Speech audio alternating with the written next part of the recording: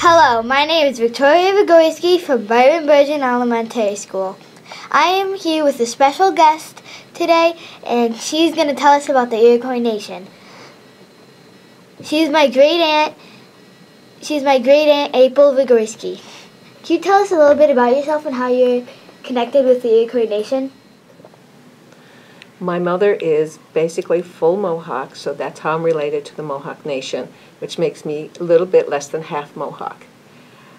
She grew up on the Akwesasne Reservation. I could not because my father was white, so we lived near the Akwesasne Reservation. I also am not only Mohawk, but my clan is Snipe, and you get your lineage through your mother. So my mother was Snipe, so I am Snipe. I belong to the Snipe clan. And there are several other clans, including Bear, Turtle, Wolf, Beaver. I learned that the Mohawk people were great traders. What did they trade?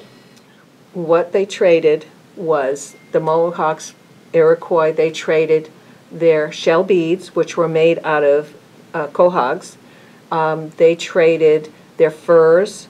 They traded baskets because some of the natives were well-known basket makers, so they traded baskets. They traded leather because they could take the hides, whether they're deer or beaver or anything, and they could make them into leather. And the Europeans wanted all those things. And so in return, the Indians would want to have the new beads, the glass beads. They would trade for metal, they would trade for guns, they would trade for fabric. Those are amongst some of the things that were traded. What can you tell me about their dancing and music? With dancing and music, the people would get together, and there was social dancing and ceremonial dancing. Of course, ceremonial dancing was for specific things, but social dancing was when groups of people get together, meet, it's like any other time. They would have different types of dances. Some of them would represent things that the men would do if they were going to go to war or they were going to go out hunting. For the women, it would be less. Wouldn't be for war. Women didn't really go to war, so their dancing was a little bit different than the man's dancing. Their music would be like a rattle. Could be made from a gourd. Could be made from a turtle. They would also take bark and they would sort of fold it in half, so they would put seeds in the inside so it would rattle. They also had a water drum, and it was made basically out of a piece of a tree. They would rough-hewn it out, they would put water in it, and then they would put a hide over it and tie it, and then they would have a drum, and they could actually make different tones. If they wanted a higher tone, they would put more water in it, or a lower tone, but it was called a water drum. That was their basic instruments. What kind of crops did the Iroquois harvest? The crops that the Iroquois grew were basically corn, beans, and squash, pumpkins. They were called the Three Sisters. And how it would work is the corn would grow, so the beans could then climb the stalk.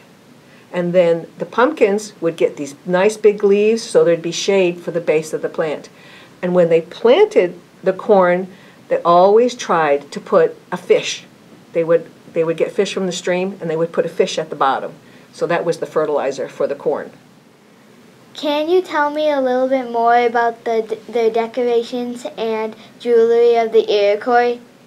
Okay, as far as jewelry is concerned, before the white man came, jewelry was consisted probably of bones, and they would take leather and they would decorate it with porcupine quills. Porcupine quills were flattened and dyed with natural products, and then they would weave it onto the leather, and they could weave it onto their outfits. They could put it on a knife sheath. They could put it on their baskets.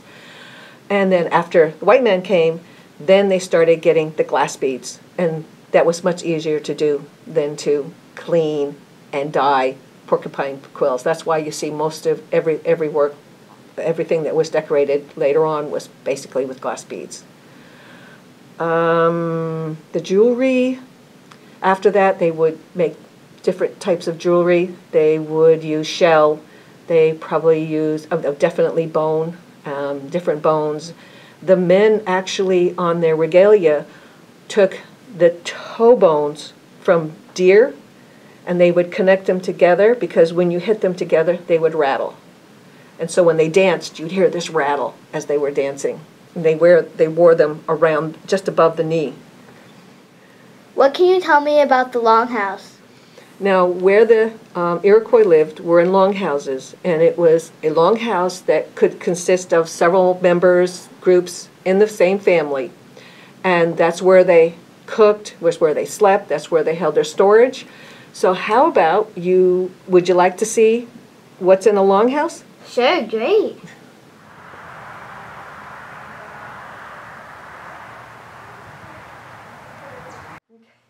Just some knives, okay, and then over here there's the fish hooks they used when fishing, and then this was a little sewing kit that they put together, so they have it in a little tin. They loved bracelets. Over here is a harp, which you use on your mouth. It goes doing, doing, doing, doing, doing, doing, doing, doing. One of those, you've heard them before. Yeah, but we also have harps today that are big with the strings. But this is what they had. They could carry with them. And these are some type of sewing needle, long. This one. And these look like parts to a spear or an arrow, because you see the points up there. Yeah. And then, of course, they had guns. What are these? That I'm not sure of. They're like do you know what those are? The silver ingots here? Yeah, I think those are just blocks of metal, lead probably, not actual lead, that they could melt down into, bullets. Oh, okay. Pellets. All right, then you see the axe heads. Oh, yeah. There's 4 of them on there. They don't have the wooden part that would make the axe head. If you look up, then you see the long point gun, and then some beads and necklaces. What are those? Those are deer antlers. Do they just use them for decoration? They use them for decoration. They use them on handles, like those knives right there probably are deer antlers that's been carved. So they use them for many things. Then there's baskets. They wove baskets. Yeah. This is their storage area. So whatever they didn't want on the floor, they would put above them in the baskets. And here's what a baby would go in. Yeah, the baby would go in and they would wrap it up. Right, they would wrap it up and they had... Or they also use this and they put it behind their back. They also put that one behind the back. This is for a doll. This is more of a doll, whereas that's for an actual baby. Yes, and then if you look here, this necklace is made with, sinew, which comes from the animal, and also shells. The clam shells, they're purple and, they're like wampum. Yeah, but this is made into a necklace, and these are hand-carved shells. They are made smooth, they're drilled, and then they're using sinew to put them together. Big ladles, and you'll see that the ladles are made out of the long gourds.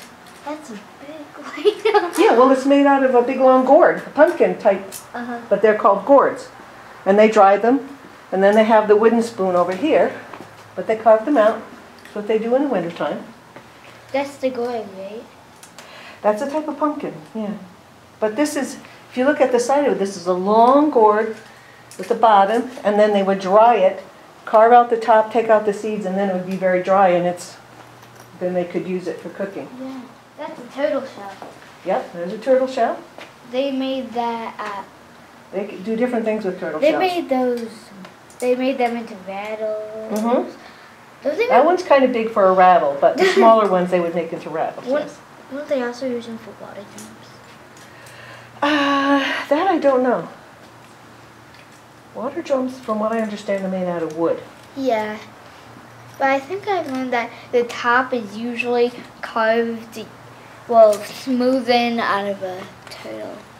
Like this part of it was smooth and everything. Well, they did a number of things with them. Well, yeah. More baskets. Here's some the wampum beads that are just they haven't been used. They're just on a string. And here they took some part of the tooth or the skull and they made it into a necklace. Here they've used like beans or some type of other seed. They make them into necklaces when they're not using them, and then they. Well, that's how they can carry them. You can put them on a string and carry them that way. Here's a decorated knife using porcupine quills. This one has the. So that's a porcupine? No. Right here, see, they dye them with the red, black, yellow. Those are porcupine quills. Yeah, I see it. If you want to learn more about the Iroquois Nation, come to the Ganogdigan Cultural Center in Victor, New York. Lots of things here to see. Thank you for watching.